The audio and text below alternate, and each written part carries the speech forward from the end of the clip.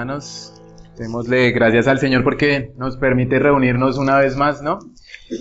Y aún mucho más precioso que nos permite estudiar su palabra. De verdad que estaba mirando que el hecho de que estemos reunidos acá es pura gracia del Señor, hermanos. No es por nosotros. De verdad que uno hay veces es tan débil, uno es tan frágil, tan cambiante, que en últimas Dios es el que le dice, vamos, vamos, vamos. Porque por uno habrían días hasta que uno ni quisiera venir a la iglesia, hermanos, ¿no? Porque hay desafíos, hay dificultades. Y es normal porque somos humanos, hermanos. Esa es nuestra naturaleza. Nos cansamos, reímos, lloramos. Un día queremos comernos el mundo y otro día queremos quizás entrar en reposo, ¿no? Hermanos, vamos a abrir ahí en Ageo. Hoy vamos a iniciar el capítulo 2. Para los que de pronto toman apuntes, mis amados hermanos, el mensaje de hoy se titula Aliento para los desanimados. Aliento para los desanimados. Y empezamos ahí en el versículo 1. En el mes séptimo, a los 21 días del mes, vino palabra de Jehová por medio del profeta Ageo, diciendo: Habla ahora a Zorobabel, hijo de Salatiel, gobernador de Judá, y a Josué, hijo de Josadac, sumo sacerdote, y al resto del pueblo diciendo: ¿Quién ha quedado entre vosotros que haya visto esta casa en su gloria primera? ¿Y cómo la veis ahora? ¿No es ella como nada delante de vuestros ojos?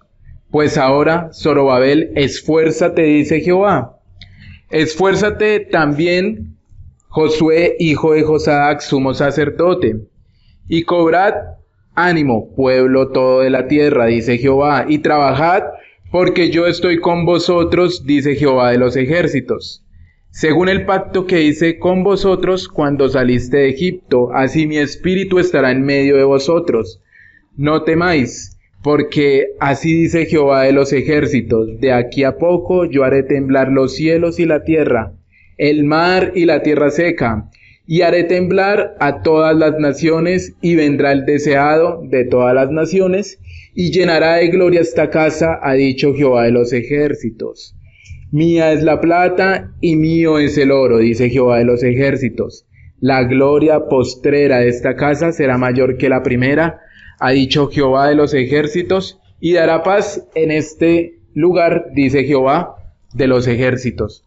Mis amados hermanos, es preciso recordar que la última vez, o lo que hemos visto durante esta serie de Ageo, es que Dios ha venido hablando al pueblo por medio del profeta.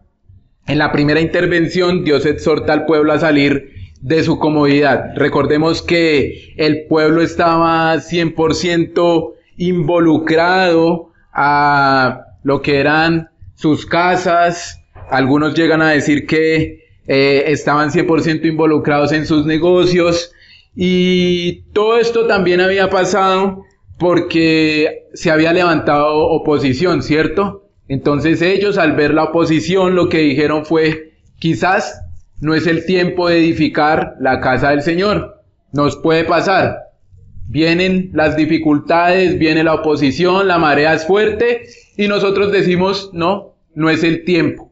Pero el Señor nos va a mostrar que muchas veces debemos trabajar aun cuando haya oposición, aun cuando haya dificultad, aun cuando las cosas no se estén dando a favor de la obra del Señor. Este pueblo estaba desanimado, hermanos. Ellos ya habían parado la construcción del templo, ellos habían preferido edificar sus casas. Y recordemos que el Señor les dijo: sí, sus casas están bien edificadas, pero mi casa está desolada, está desértica. Y el Señor llama al pueblo a meditar sobre sus caminos. Y ahora el pueblo decía que el Señor les decía: mediten sobre sus caminos porque ustedes siembran mucho, pero recogen poco. Y les decía como que ustedes trabajan con sus manos, pero no hay ningún fruto. Y es porque han invertido las prioridades. Han dejado a Dios en un segundo plano y ahora se han dedicado el 100% a sus casas. Y prácticamente decíamos que se habían olvidado de la casa del Señor. Ahora veíamos que también el Señor despierta el espíritu del pueblo, de los líderes. ¿Para qué? Para que empiecen a trabajar, mis hermanos. Y eso era lo que habíamos quedado en el final del capítulo 1. Y ahora vamos a ver entonces, mis hermanos, en el versículo 1 aquí del capítulo 2, vamos a ver la situación del pueblo, hermanos. Porque aunque muchas veces no creamos ahí, cosas que afectan la iglesia. El tema social afecta a la iglesia. Digamos, en China no se pueden congregar los hermanos por un tema social. Aquí tienen que estar colgadas las banderas del Partido Comunista. Y el sermón se lo da al Partido Comunista. Entonces vemos cómo la esfera social también puede afectar la iglesia. Económicamente también, ¿cierto? Iglesias en Nigeria, iglesias en el África, donde los hermanos se reúnen en un lugar descubierto.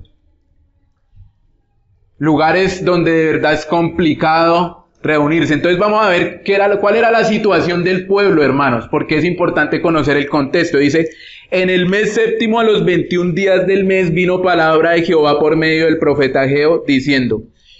Yo no sé si ustedes recuerdan, hermanos, que la primera vez que estuvimos introduciéndonos al libro de Ageo, les decía lo importante de las fechas, hermanos.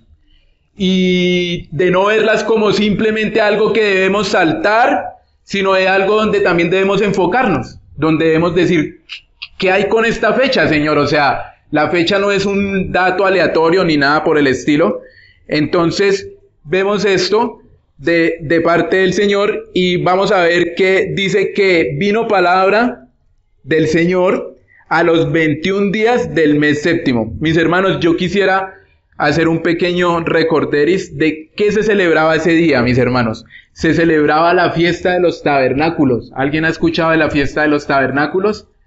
Entonces, fue una fiesta que se celebraba de acuerdo a una ordenanza del Señor en Levíticos 23. Era un mandato. Y tenía un orden, mis hermanos, y era que esa fiesta duraba 7 días.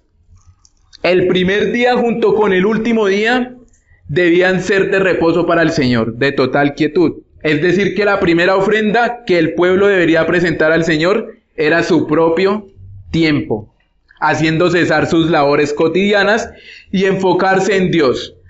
Durante esos días se presentaban sacrificios, no por el pecado, mis hermanos, sino que más bien era una expresión de gratitud y adoración a Dios por su presencia en medio del pueblo y la provisión de la cosecha. Eso está en Deuteronomio 16:13. Hermanos, por otro lado, el primer día de la fiesta también debían recolectar palmeras. Ese tiempo el pueblo debería recoger los frutos y debían morar en chozas de ramas, o como se llamaron después, tabernáculos. Esa es la misma fiesta del Sukkot. Y durante esos 7 días debía haber regocijo. Debía haber alegría delante del Señor. Ahora, mis hermanos, ¿cuál es el significado de esta fiesta, de los tabernáculos? ¿O cuál era el propósito de que las futuras generaciones, mis hermanos, supieran que el pueblo de Israel había habitado en tiendas cuando Dios los sacó de Egipto?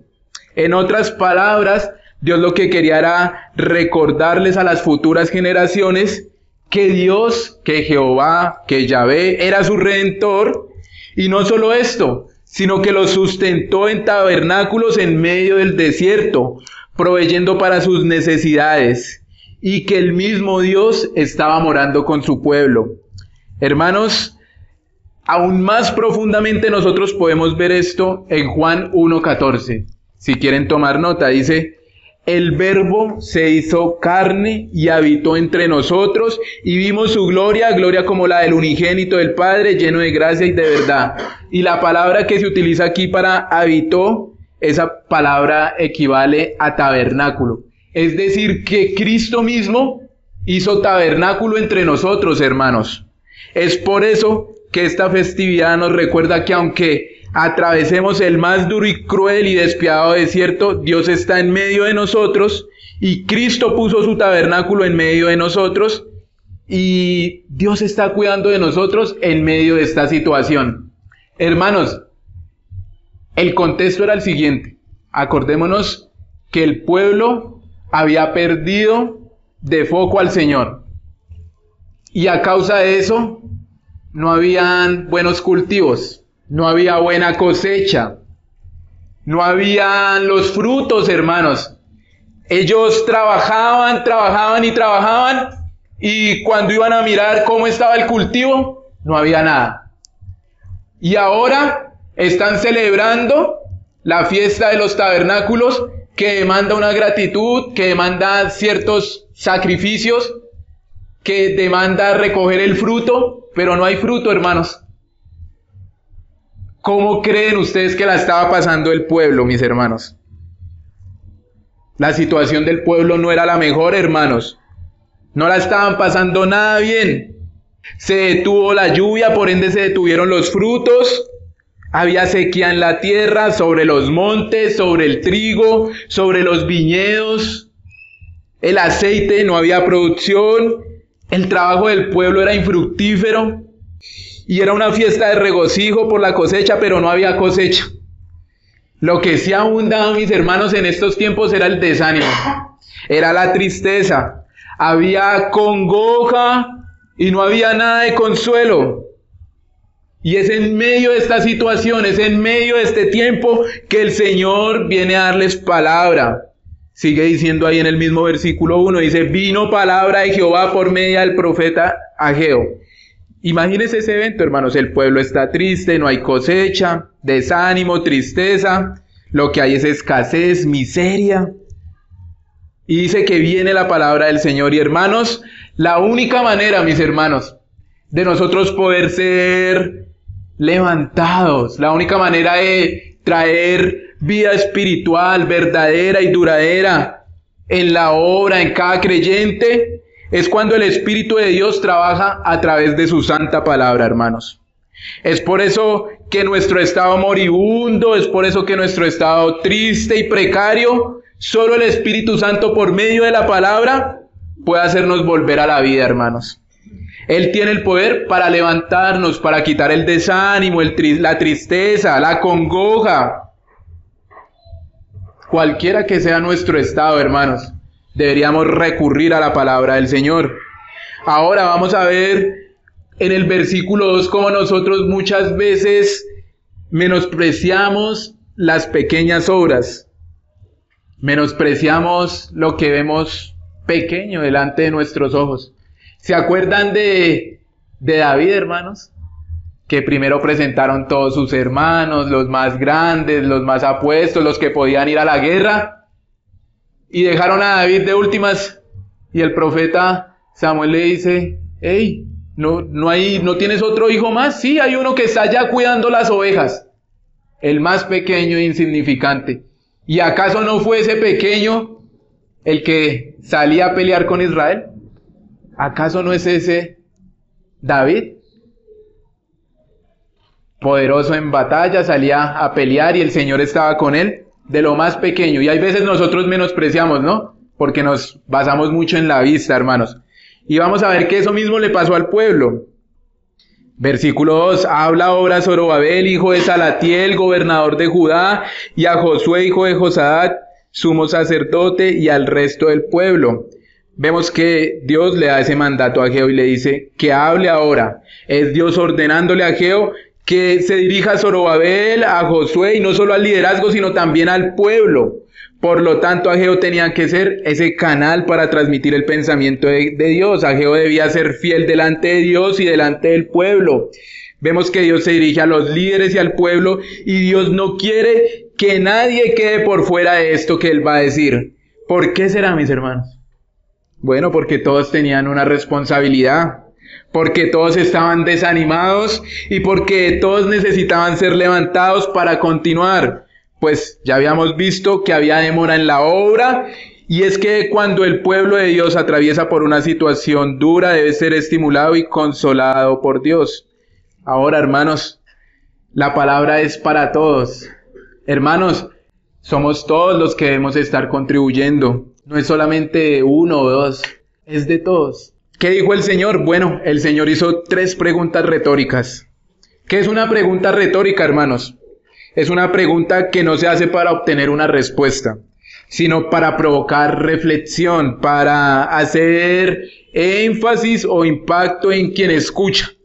Y la primera pregunta es, ¿quién ha quedado entre vosotros que haya visto esta casa en su gloria primera? Hermanos, y es aquí donde el Señor evidencia que en el corazón del pueblo había cierta nostalgia, pues habían regresado algunos ancianos del cautiverio y ellos alcanzaron, antes de ser exiliados, a ver el templo de Salomón. Y era esto a lo que se estaba refiriendo el Señor. Recordemos que lo leímos en Esdras 3:12 al 13, hermanos. Que una vez los albañiles terminan la obra, muchos de los sacerdotes, de los levitas, de los jefes de la familia, que ya eran ancianos y que habían conocido el primer templo, prorrumpieron en llanto cuando vieron los cimientos del nuevo templo. Mientras muchos otros, quizás eran los más jóvenes, gritaban de alegría, hermanos. Y no se podía distinguir entre los gritos de alegría y las voces de llanto, pues la gente gritaba a voz en cuello y el ruido se escuchaba desde muy lejos. Hermanos, si es que el templo de Salomón era glorioso, ¿usted se ha puesto a leer todo lo que requirieron para construir el templo? Habían piedras preciosas, dice que había oro, mis hermanos, dice que los utensilios eran de plata, de oro, o sea, todo era de lo más costoso. Había marfil, hermanos, o sea, eran tantas cosas que de verdad, cuando ellos vieron ese templo que habían edificado y compararon con el primer templo que había edificado Salomón, ¿qué hubo? Nostalgia, hermanos. Y la nostalgia es esa sensación de que usted recuerda un lugar, que usted recuerda algo, y eso se le convierte como en un sentimiento agridulce, y es ese sentimiento como de lo pasado, creer que lo pasado es más glorioso, y a veces uno termina exagerando las cosas diciendo, no, es que está esto y lo otro, y aquí esto y lo otro, y a veces uno infla mucho como esas expectativas primeras, ¿no? Y cae esa nostalgia dentro de uno y uno hay veces se deja llevar, y debemos ser cuidadosos con la nostalgia, hermanos, porque la nostalgia nos puede detener, hermanos. La nostalgia no nos va a permitir ver al futuro, hermanos. Miramos tanto al pasado, creemos que todo tiempo pasado fue mejor. Y decimos, ay, cuando estaba allí, cuando tenía este trabajo, las situaciones. Y sabe que, hermanos, estamos perdiendo de vista el futuro. Estamos perdiendo de vista lo que el Señor quiere hacer con cada una de nuestras vidas. Lo que el Señor quiere hacer con la iglesia. Lo que el Señor quiere hacer con nuestro matrimonio, con nuestros hijos. Que el Señor nos ayude, hermanos, a mirar hacia el futuro. Y hermanos, bueno, ellos vieron la pequeñez de esa obra, la compararon, y eso también nos puede pasar a nosotros.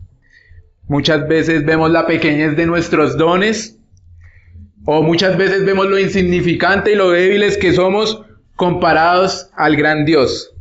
O comparamos tiempos pasados y miramos que habían hermanos que, un ejemplo, un hermano en Escocia que él dijo, Señor, dame a Escocia para ti o me muero. Y Escocia se convirtió y él predicaba la palabra. Spurgeon, que llenaba una iglesia grandísima, hermanos, muchos fieles, abajo en su sótano habían personas orando. Hombres que han hecho obras gloriosas. John Patton, un hermano que fue a una isla de caníbales y le decían, no, hermano, ¿tú qué es lo que buscas? ¿Quieres ser comido por los caníbales? Y este joven, sin importar nada, fue a predicarle a caníbales. Él prefería ser comido, pero predicar el evangelio. Y uno dice, wow, Señor, tremendas obras que han hecho misioneros, hombres, David, Salomón, quizás comparaban ellos y nosotros, este pequeño templo. Y eso pasa, hermanos.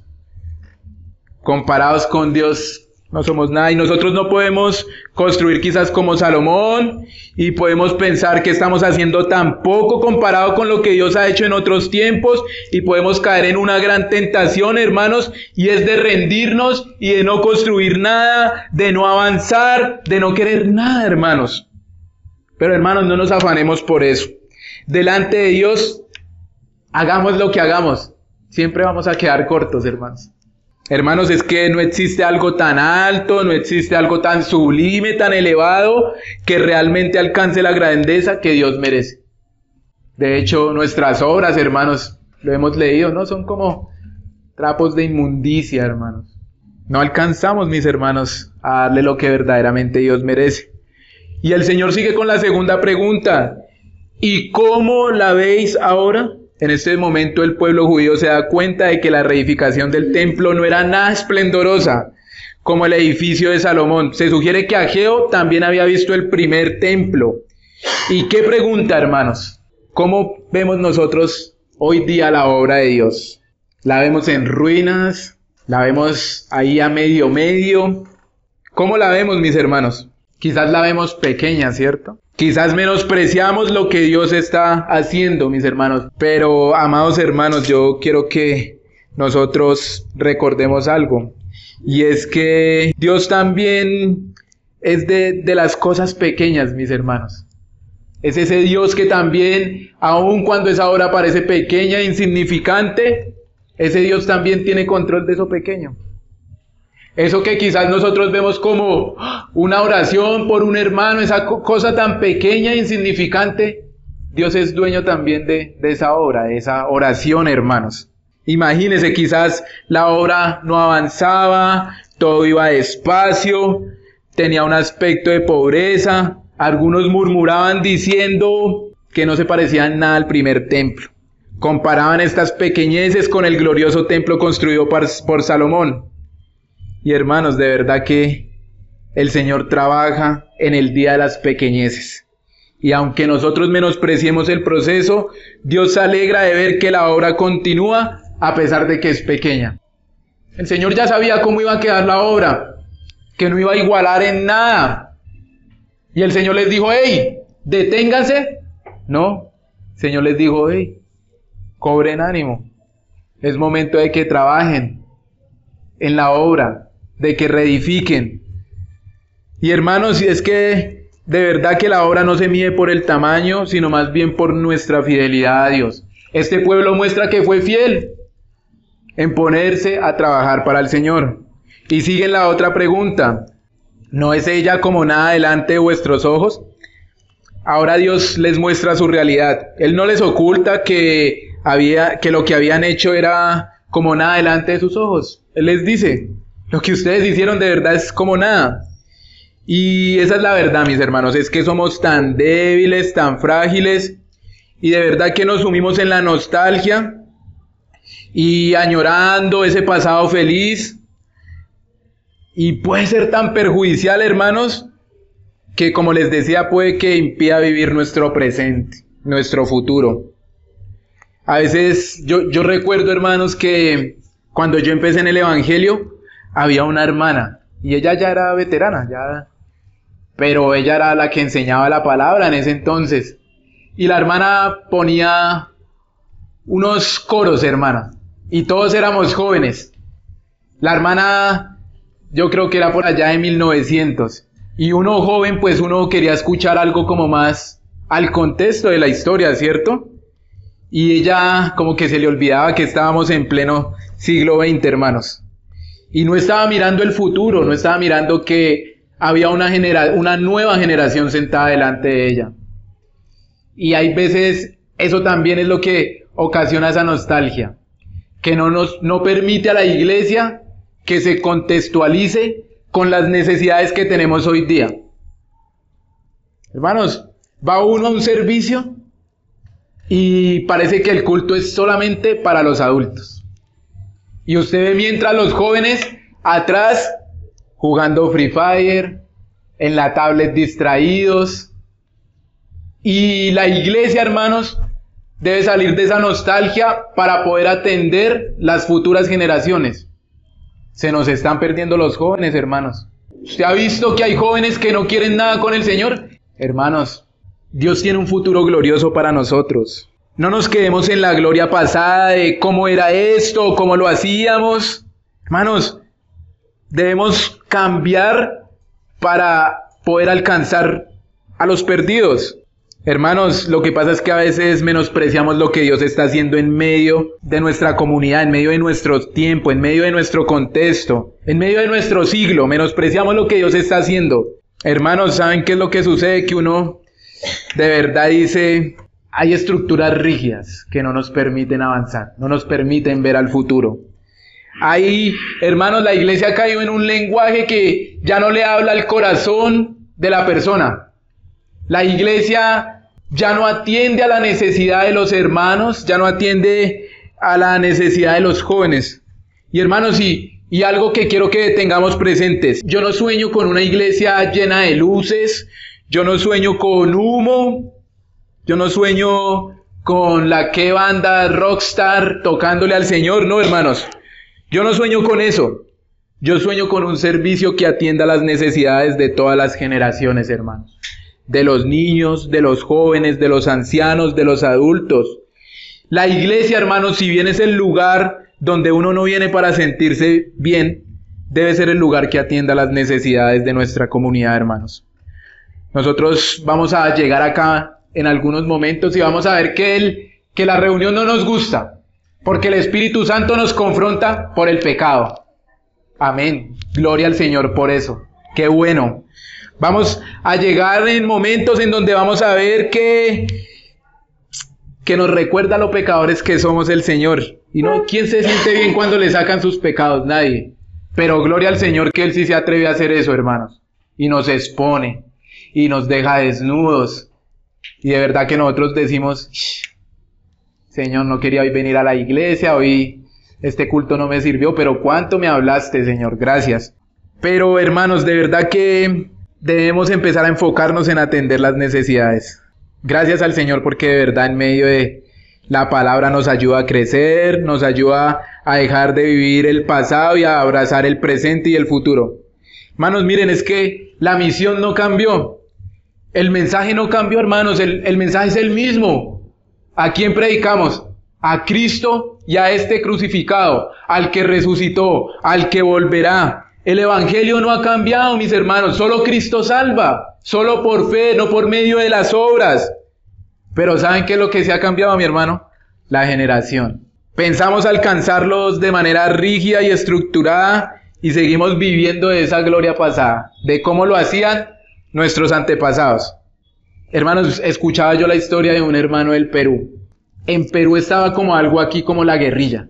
Y el hermano estaba predicando la palabra, el hermano iba, enseñaba en un lugar, en el otro, estaba viendo que los jóvenes se estaban perdiendo. Y hubo en un momento en donde el hermano se acerca a hablarle a los hermanos, a los ancianos y les dice, hermanos, se están perdiendo los jóvenes. Yo propongo que hagamos esto, que pongamos unos instrumentos, que pongamos una guitarra, que listo. Y los hermanos dijeron, no queremos eso acá, hermano. Gracias, pero no.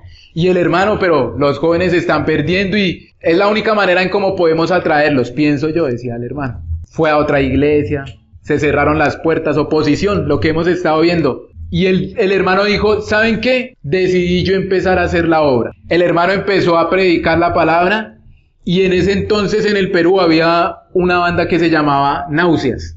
Y Náuseas, el hermano empezó a predicarle al líder, un líder que era un punkero, un rockero, un loco. Y ese líder de esa banda musical, Náuseas, se convierte. Dice él, a la semana yo ya tenía sentado a toda la banda de Náuseas en la sala de mi casa predicándoles el evangelio, creyendo de Cristo Jesús como el Mesías y como el Salvador. Y ahora yo tenía un gran problema, hermanos, dice él, y era que teníamos que cambiarle el nombre a esa agrupación.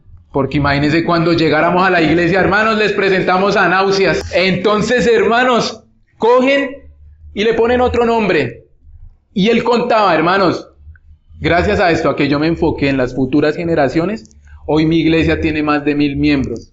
y nosotros predicamos la palabra, hermanos.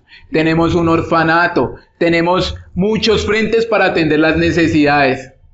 Oh, hermanos, ¿no debería ser ese el mismo deseo que esté en nuestro corazón? O vamos a ver cómo el mundo avanza tan desviado. Es que, hermanos, piense usted en esto. Hay tantas cosas que están tan disponibles para las necesidades de las personas afuera. Usted sale, hermano, y va al PriceMart 24 horas. Puede irse a comprar una botella de licor a la hora que quiera. Y la iglesia está disponible para las necesidades de los demás. Hay una iglesia abierta a las 24 horas donde un hombre que quizás vaya en su carro, quiera morir, quiera suicidarse, diga, ay, una iglesia abierta, voy a entrar. No lo vemos. No estamos atendiendo las necesidades de nuestros tiempos. Hermanos, el Señor nos ayude a dejar por un momento el pasado y enfocarnos en el presente. ¿Usted ha visto? ¿Ha diagnosticado cómo está Piedecuesta?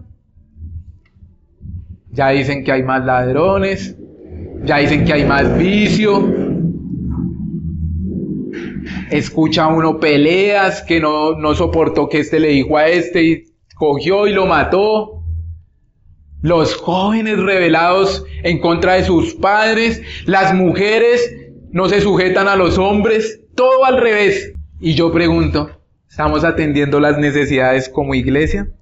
Señor, nos ayude, hermanos, de verdad, con este gran reto que tenemos por delante. Y dice ahí en el 4, pues ahora, Zorobabel, esfuérzate, dice Jehová, esfuérzate también Josué, hijo de Josadac, sumo sacerdote, y cobrad ánimo, pueblo todo de la tierra, dice Jehová, y trabajad porque yo estoy con vosotros, dice Jehová de los ejércitos. Dios se dirige entonces a Zorobabel y a Josué, les exhorta a esforzarse. Hermanos, y esa palabra esforzarse quiere decir dedicarse. Quiere decir que ellos deben resistir, ellos deben ser valientes.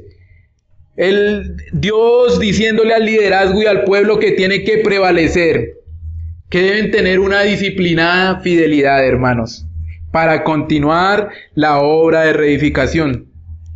Todos, por eso yo les decía, este mensaje es para todos, para el liderazgo, para hombres, para mujeres, para todos, aún para los niños.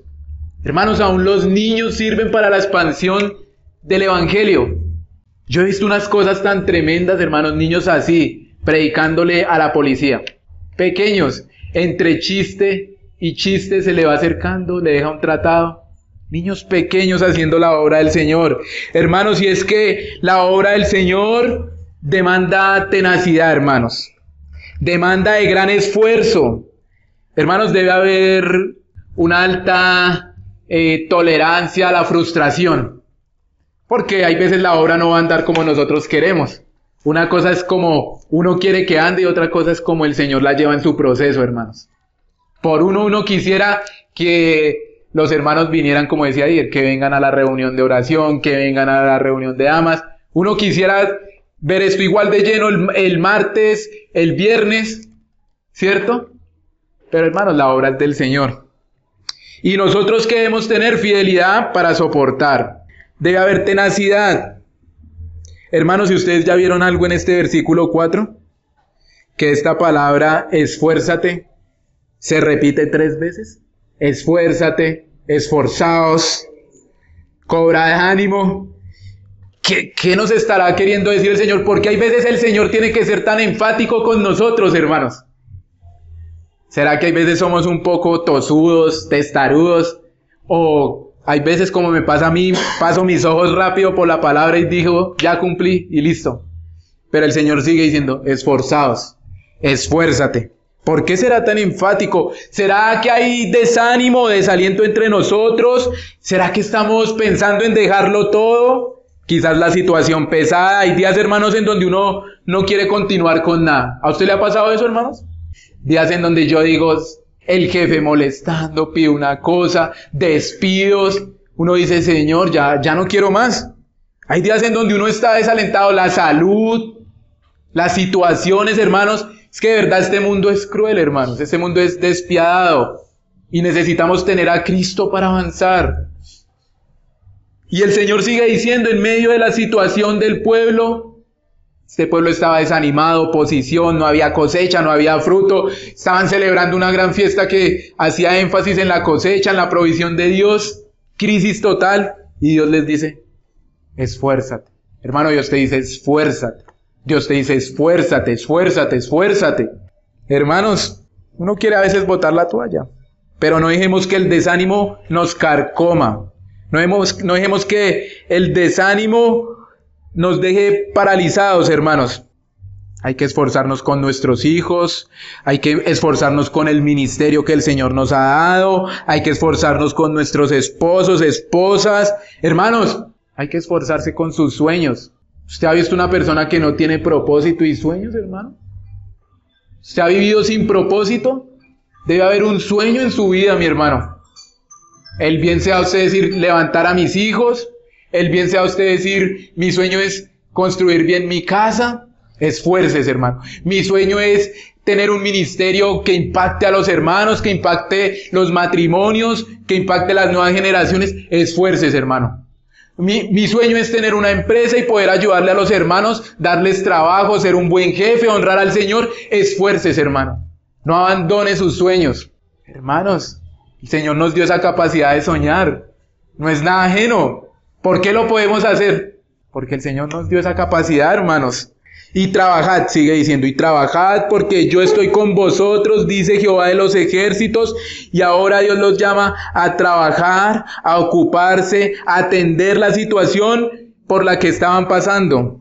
Dios nos llama a continuar en la obra. Y hermanos, Dios nos da una garantía. Dios nos dice esto, esfuércense. Amén. Cobren ánimo. Amén. Trabajen. Amén. Pero Él dice, porque yo estoy con vosotros, dice Jehová de los ejércitos. Amén, hermanos. Uno hay veces, mis hermanos, repite eso. Hermano, el Señor está contigo. Hermano, el Señor está conmigo. Y se ha vuelto una frase de cajón y no entendemos lo que verdaderamente significa y el peso de esa frase, hermanos. Porque nosotros podemos ver lo que el Señor quiere hacer. Hermanos, mire, la Biblia nos enseña que el Señor no es un Dios distante. Él se acerca al que tiene un corazón quebrantado y Él salva al que está sin fuerzas. Eso lo dice el Salmo 34. Cuando decimos que Dios está con nosotros, estamos afirmando algo que cambió la historia del pueblo de Dios, que su presencia es vida, dirección y consuelo. Si Dios está contigo, hermano, hay paz. No una paz humana, frágil o momentánea, sino esa paz que sobrepasa todo entendimiento y guarda el corazón aun cuando las tormentas alrededor no se detienen. Filipenses 4, hermano. Es la paz que Jesús prometió, es una paz que el mundo no puede dar ni quitar. ¿Usted se ha visto hermanos con paz? Hermanos que usted dice, pero a este hermano no lo impacienta nada. Y el hermano está tranquilo, confiado en el Señor.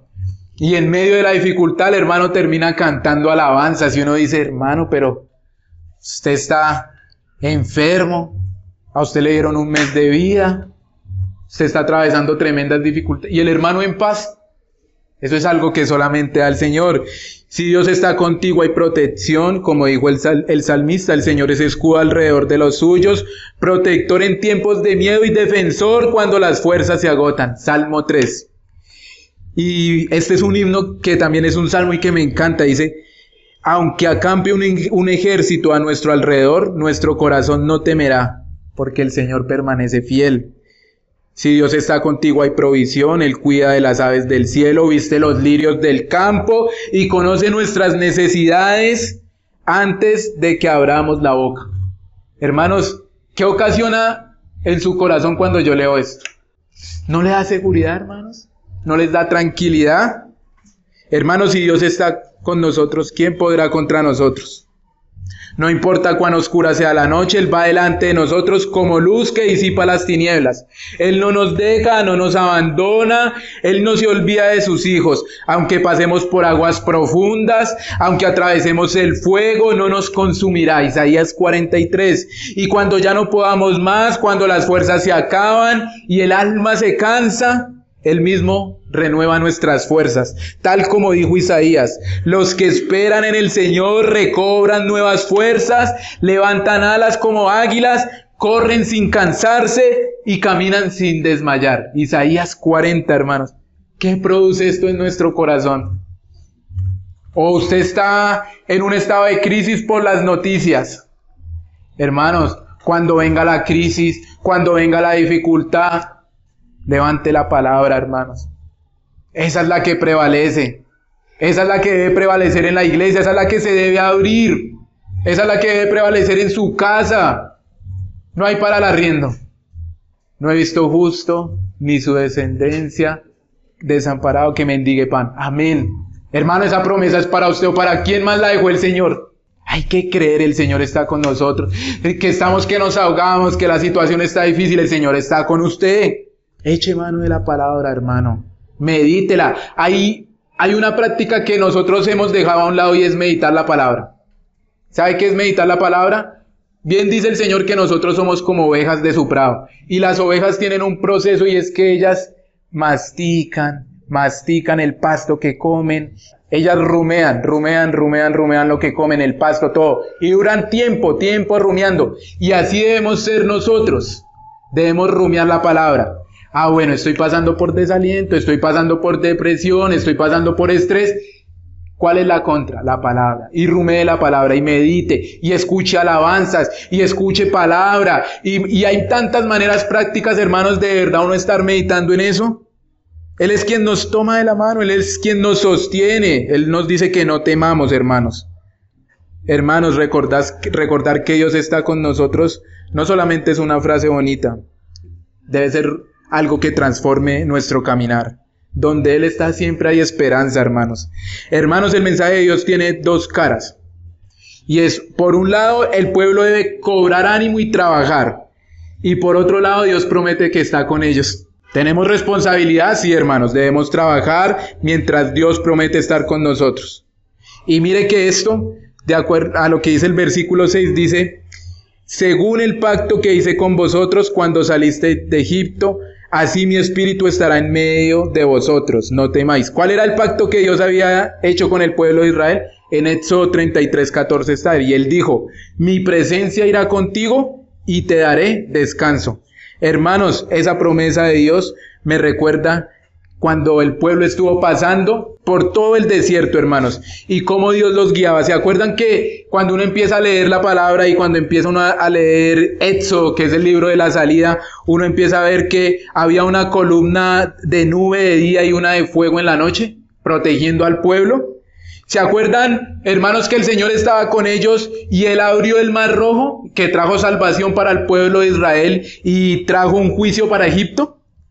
Hermanos, Él proveyó sobrenaturalmente el maná, el agua de la roca. Él estaba con ellos. Cayeron codornices. Eso está en Números 11, 31, 32. Él preservó al pueblo. ¿Se acuerdan que durante esos 40 años dice que su ropa no envejecía? ¿Que sus sandalias o su calzado también crecía conforme crecían sus pies? Él estaba con ellos, hermanos. Eso está en Deuteronomio 8:4 y en Éxodo 15:26 por si lo quieren buscar. Derrotó a los enemigos, a Amalek y a las otras naciones, las hizo menos que nada. Dio su ley y estableció su pacto, habitó entre ellos, la gloria se manifestaba en el tabernáculo, Dios los direccionaba cuando la nube se levantaba, ellos sabían que tenían que avanzar. Cuando la nube se detenía, ellos sabían que ahí tenían que descansar. Protegió, multiplicó al pueblo. Hermanos, de verdad que eso me recuerda lo que dice ahí: mi espíritu estará con ustedes. Zacarías dijo que no iba a ser ni con ejército, que no iba a ser ni por la fuerza, sino con mi espíritu, dice el Señor de los ejércitos. Porque nosotros hay veces creemos que es en nuestras fuerzas. Vamos a edificar en nuestras fuerzas. Vamos a hacer nuestros sueños en nuestras fuerzas. Mi negocio va a crecer en mis fuerzas. Hermano, hay que ponerle nuestros negocios, nuestras vidas en manos del Señor. Y Él obrará. Hermanos, la obra avanza y es porque Dios está en medio de ella. Gracias a Dios que no es por nosotros. O si no, esto ya estaría, hermanos, quién sabe cómo. No debemos temer, seamos sinceros, uno a veces imagina lo peor. Él les dice: no teman. El temor es como un saco lleno de preocupaciones, el temor nos dice que no podemos, el temor nos dice que estamos solos, el temor es paralizante, el temor nos domina, pero el Señor nos dice: no temas, no temas. te dice el Señor. Y hermanos, ahora hemos llegado a uno de los versículos más difíciles. Es difícil interpretarlo porque hay varias posturas, digámoslo, en cuanto a esto. Dice, porque así dice, en el 6, porque así dice Jehová de los ejércitos, de aquí a poco yo haré temblar los cielos y la tierra y el mar y la tierra seca, y haré temblar a todas las naciones. Y vendrá el deseado de todas las naciones y llenaré de gloria esta casa, como ha dicho Jehová de los ejércitos. Mía es la plata, mío es el oro, dice Jehová de los ejércitos. La gloria postrera de esta casa será mayor que la primera, ha dicho Jehová de los ejércitos. Y daré paz en este lugar, dice Jehová de los ejércitos. En este pasaje, mis hermanos, lo que nosotros vemos es la profecía que dio estímulo al pueblo. Es aquí como Dios empieza a abrir los ojos del pueblo. Ustedes están viendo un templo reconstruido que es pequeño, ustedes están viendo un templo que es insignificante, y aunque sus ojos lo ven pequeño, Dios les dice, permítame darles un vislumbre, permítame darles luz de lo que yo voy a hacer con ese esfuerzo que a ustedes les parece pequeños. Y hermanos, lo que nosotros hacemos para el Señor va a tener repercusiones mucho más grandes de lo que nosotros pensamos. Miren cómo empieza el versículo 6. ¿Por qué? Ese por qué lo que hace es unir los versículos 4 y 5 con los versículos del 6 al 9. Entonces lo que nos dice el Señor es: esfuércense, trabajen, no teman.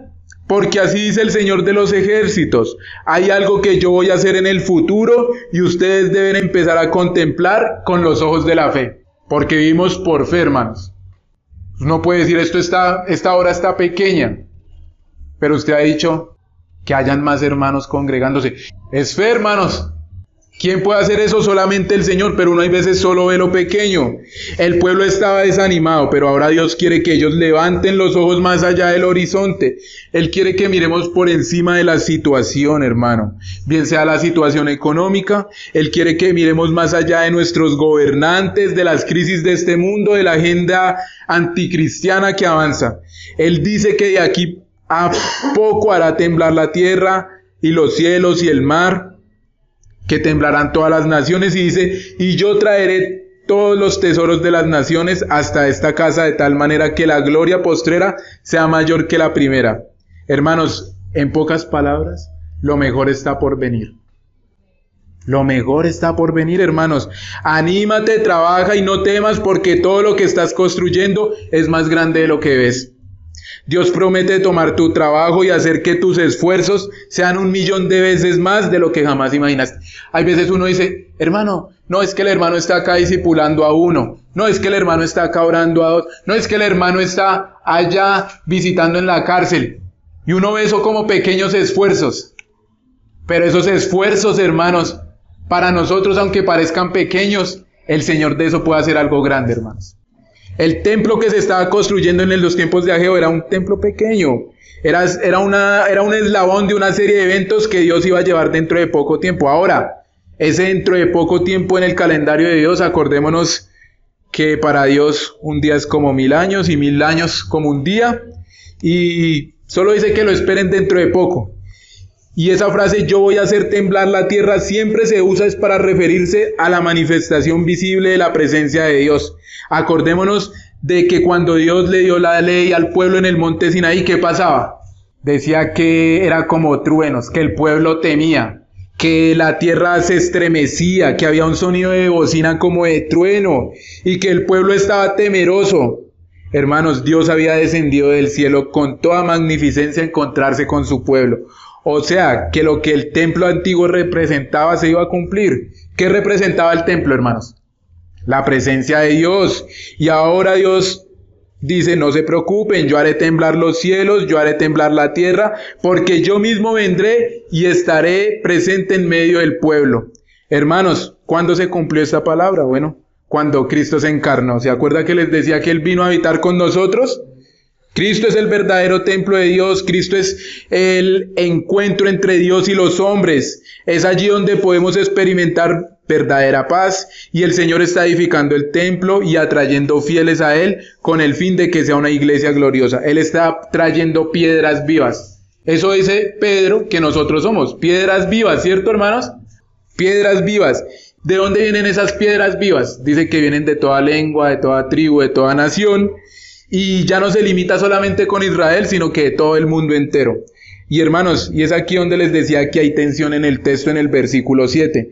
La Reina Valera traduce: vendrá el deseado de las naciones. Y yo estaba mirando y algunos dicen que el deseado de las naciones, a lo que hace referencia acá, es Cristo. Pero cuando uno mira no dice el deseado, sino que empieza uno a ver que todo está en plural y dice: vendrán los tesoros de todas las naciones. Eso sería bueno que lo pudieran investigar en casa, hermanos. Y entonces, ¿cuáles son esos tesoros? Algunos intérpretes dicen que se refiere a las riquezas materiales que las naciones traerán para embellecer el templo reconstruido. Otros piensan pues que apunta al Mesías como el mayor tesoro de toda la nación. Pero hermanos, más allá de estas posturas, lo que debemos ver es que muchas veces nosotros mismos sufrimos de miopía espiritual y no logramos percibir con gran claridad la magnitud y la obra que Dios está llevando a cabo. Y es aquí donde surge una gran pregunta: ¿qué implicaciones tiene esto para nosotros? ¿Cómo entendemos nosotros? Bueno, nosotros debemos estar edificados sobre el fundamento de los apóstoles, profetas, siendo la principal piedra del ángulo Jesucristo mismo, en quien todo el edificio bien coordinado va creciendo para ser un templo santo. Hermanos, si nosotros pensamos, ¿cómo así que un templo va creciendo? Siempre el Señor hace dos metáforas, entre que nosotros somos piedras vivas y de que también el templo va creciendo. ¿Cómo es posible eso? Bueno, mis hermanos, cuando usted, en esos pequeños esfuerzos, cuando usted va y predica a la cárcel, ¿qué pasa? Se convierte a alguien. Llega a la iglesia, ¿cierto? El nombre del Señor es glorificado. ¿Sigue creciendo qué? El cuerpo, hermano. ¿Sigue creciendo qué? La iglesia. Se sigue añadiendo otra persona más. Hermanos, hay pastores, hay obispos, hay ancianos, presbíteros, y el Señor ha dotado a la iglesia de eso. ¿Para qué? Para que estos puedan hacer algo, y es que capacitar a los fieles, capacitar a los santos, para que ellos puedan salir y ¿qué? Predicar el evangelio y que la obra siga creciendo, que todo siga fluyendo como el Señor quiere. Es así, como las piedras del templo antiguo eran cuidadosamente pulidas en la cantera, hermanos, ¿se acuerdan?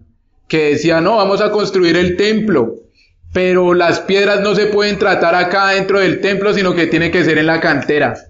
No tenía que haber ruido dentro del templo. Entonces, nosotros como iglesia, hermanos, esta es la cantera de Dios, hermanos. Aquí es donde Dios está puliéndonos, hermanos. Aquí es donde el Señor va a terminar de tratar con nosotros para que cuando llegue el día glorioso, hermanos, que estemos allá con el Señor, podamos ser ese templo, esa iglesia que se pueda presentar gloriosamente. Y por eso es que ahora dice que la gloria postrera será mayor que la primera. No se compara con nada esta obra aquí a lo que veremos en la eternidad, hermanos. Amén. Demos gracias al Señor, hermanos.